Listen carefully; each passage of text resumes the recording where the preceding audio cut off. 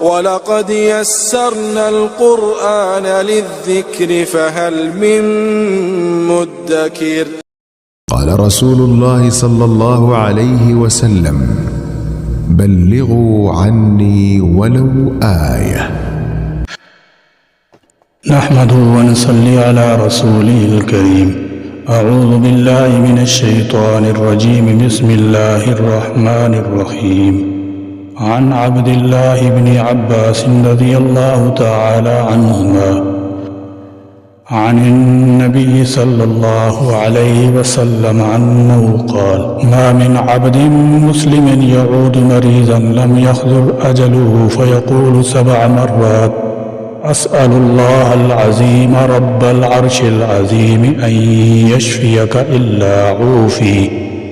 سیدنا حضرت عبداللہ بن عباس رضی اللہ تعالی عنہما سے روایت ہے کہ نبی کریم صلی اللہ علیہ وسلم نے فرمایا: جو مسلمان بندہ کسی ایسے مریض کی عیادت کرے جس کی موت کا بھی وقت نہ ہوا ہو اور 7 بار یہ دعا پڑھے: اسأل اللہ العظیم رب العرش العظیم ان یشفیک، میں عظمت والے اللہ اور عظیم عرش کے مالک سے دعا کرتا ہوں کہ وہ تمہیں اچھا کر دے، تو ضرور اس کی شفا ہو جاتی ہے۔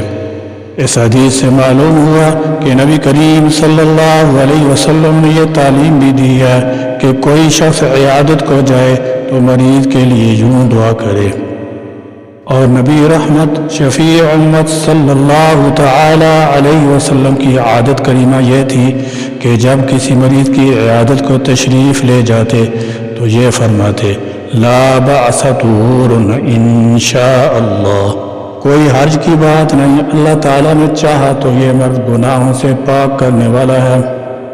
بیمار آدمی کی مزاج پرسی کرنا عیادت مریض کا حاجت ہے، یہ بڑا اہم اخلاقی فریضہ ہے، اور بیماروں کی عیادت اور مزاج پرسی سنت مؤکدہ ہے۔ حضرت براء بن عازب رضی اللہ تعالی عنہ فرماتے ہیں کہ رسول اللہ صلی اللہ علیہ وسلم نے ہمیں مریضوں کی عیادت کا حکم دیا۔ عیادت کا لفظ عود سے نکلا ہے، جس کا لفظی مطلب لوٹنا اور رجوع کرنا ہے، کیونکہ بیماری کی عیادت کرنے والا بیمار کی طرف گاہے بگاہے آتا ہے اور رجوع کرتا ہے، اس لیے یہ لفظ انہی معنوں میں استعمال ہوتا ہے۔ عیادت کے لیے کسی سخت مرض کی خصوصیت بھی نہیں ہے۔ ایسا نہیں ہے کہ جب کوئی شخص صاحب فراش ہو جائے تب اس کی عیادت کی جائے، محض معمولی مرض میں بھی عیادت کرنی چاہیے۔ اسلام میں مریض کی عیادت کو بڑی اہمیت اور فضیلت حاصل ہے۔ بیمار پرسی کرنا، مریض کو تسلی دینا اور ہمدردی ظاہر کرنا اونچے درجے کا نیک عمل اور مقبول ترین عبادت ہے، اور اس کی وجہ یہ ہے کہ سوسائٹی میں جذبہ الفت اس وقت پیدا ہوتا ہے جب حاجت مندوں کی معاونت کی جائے، اور حاجت مندوں کی معاونت اللہ تعالیٰ کو بہت پسند ہے، اور عیادت رشتہ الفت پیدا کرنے کے بہترین ذریعہ ہے، اس لیے اس میں بڑا اجر و ثواب رکھا گیا ہے۔ رسول اللہ صلی اللہ علیہ وسلم نے فرمایا: اللہ تعالیٰ جل شانہ قیامت کے دن بیمار پرسی میں کوتاہی کرنے والوں سے فرمائے گا کہ اے آدم کے بیٹے، میں بیمار پڑا تھا مگر تم نے مجھے نہ پوچھا۔ بندہ عرض کرے گا: اے میرے رب، میں آپ کو کیسے پوچھتا، آپ تو جہانوں کے پالنہار ہیں، یعنی بیماری سے پاک ہیں۔ اللہ تعالیٰ جل شانہ فرمائیں گے: کیا تو نہیں جانتا تھا کہ میرا فلاں بندہ بیمار پڑا لیکن تو نے اس سے نہ پوچھا؟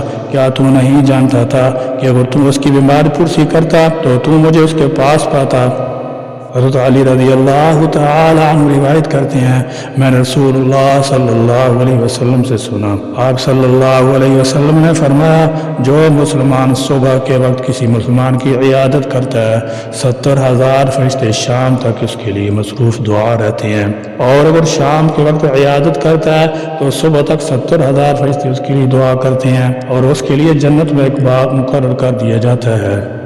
سیدنا حضرت ابو سعید خدری رضی اللہ تعالی عنہ نے فرمایا کہ رسول اللہ صلی اللہ علیہ وسلم فرماتے ہیں: جب تم کسی مریض کے پاس جاؤ تو موت کے بارے میں اس کی فکر کو دور کر دو، اس لیے کہ یہ بات اس کے دل کو خوش کرے گی۔ حدیث کا مطلب یہ ہے کہ مریض سے کہا جائے کہ آپ فکر نہ کریں، انشاءاللہ آپ اچھے ہو جائیں گے، شفا ہو جائے گی، آپ زندہ رہیں گے، تعلیم یہ دی گئی ہے کہ مریض کے سامنے اس کے دل کو خوش کرنے والی باتیں کی جائیں، ایسی باتیں نہ کی جائیں جو اس کے دل کو تکلیف پہنچانے والی ہوں یا اس کے فکر و اندیشہ میں اضافہ کرنے والی ہوں۔ سیدنا حضرت ابو امامہ رضی اللہ تعالی عنہ سے مرفوع روایت ہے کہ رسول اللہ صلی اللہ علیہ وسلم نے فرمایا کہ عیادت مریض کی تکمیل یہ ہے کہ تم میں سے کوئی شخص اپنا ہاتھ کو اس کی پیشانی پر، یا یہ فرمایا کہ اس کے ہاتھ پر رکھے اور پوچھے کہ مزاج کیسا ہے، اور تمہارے سلام کی تکمیل تمہارے درمیان مصحف ہے۔ پریشان حال لوگوں کی دعائیں اللہ تعالیٰ قبول فرماتے ہیں۔ حالت مرض میں مومن صابر کی طرف اللہ تعالیٰ کی رحمت متوجہ ہوتی ہے، اس لیے اس کی دعائیں قبول کی جاتی ہیں۔ یہی وجہ ہے کہ مریض سے دعا طلبی کی تعلیم بھی دی گئی ہے۔ سیدنا حضرت انس رضی اللہ تعالی عنہ نے کہا کہ رسول اللہ صلی اللہ علیہ وسلم نے فرمایا، مریضوں کی عیادت کرو اور ان سے کہو کہ وہ تمہارے لیے دعا کریں، کیونکہ بیمار کی دعا قبول کی جاتی ہے اور اس کے گناہ بخشے جاتے ہیں۔ جس شخص کے گناہ بخش دیے گئے ہوں اس کی دعاؤں کی مقبولیت کی توقع بڑھ جاتی ہے۔ مریض جب تک تندرست نہ ہو جائے اس کی دعا رد نہیں ہوتی۔ عیادت و تیمارداری کے چند آداب یہ ہیں: مریض کے پاس مناسب وقت میں جائیں اور مریض کے گھر میں نظروں کی حفاظت کریں۔ زیادہ دیر نہ بیٹھیں جس سے اس کو گرانی ہو، اور کوئی مریض کسی سے بے تکلفی رکھتا ہے اور وہ اس کا خاص دوست و ہمدرد ہے تو وہ زیادہ دیر بیٹھ کر اسے تسلی پہنچانا چاہتا ہے تو پہنچا سکتا ہے۔ اس سے تسلی اور ہمدردی کی باتیں کریں۔ اگر اس سے تکلیف نہ ہو تو اس کی پیشانی پر ہاتھ پھیریں، پہلے اس کا حال دریافت کریں۔ جب وہ اپنی تکلیف بیان کر دے تو اس کے سامنے لا باس طہور انشاء اللہ کہیں، یعنی اس تکلیف سے آپ کا کوئی نقصان نہ ہوگا اور آپ کے لیے تکلیف انشاءاللہ آپ سے گناہوں سے پاک ہونے کا ذریعہ بنے گی۔ اس پر دعائے صحت پڑھ کر دم کر دیں۔ اگر وسعت و گنجائش ہو تو اس کے پاس ایسی کھانے کی چیز لے جائیں جس کو وہ پسند کرتا ہو۔ مریض کی عیادت کرنا سنت ہے۔ اگر معلوم ہے کہ عیادت کے لیے جانے سے اس بیمار پر گراں یعنی ناگوار گزرے گا، ایسی حالت میں عیادت کے لیے مت جائیے۔ بیمار کی عیادت و مزاج پرسی صرف اللہ تعالیٰ کی خوشنودی اور اس کی رضا کے حصول کے لیے ہو، کسی دنیاوی غرض اور فائدے کے لیے نہ ہو، بلکہ محبت اور بھائی چارگی کے حق کی ادائیگی کے لیے ہو۔ بیماروں کی عیادت اور خدمت ایک مسلمان کا دوسرے مسلمان پر حق ہے اور دین اسلام اس کی بڑی ترغیب دی ہے۔ اللہ تبارک و تعالی ہم سب کو اس مبارک سنت پر عمل پیرا ہونے کی توفیق عطا فرمائے۔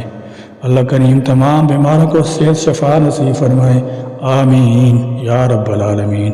وآخر دعوانا ان الحمد للہ رب العالمین۔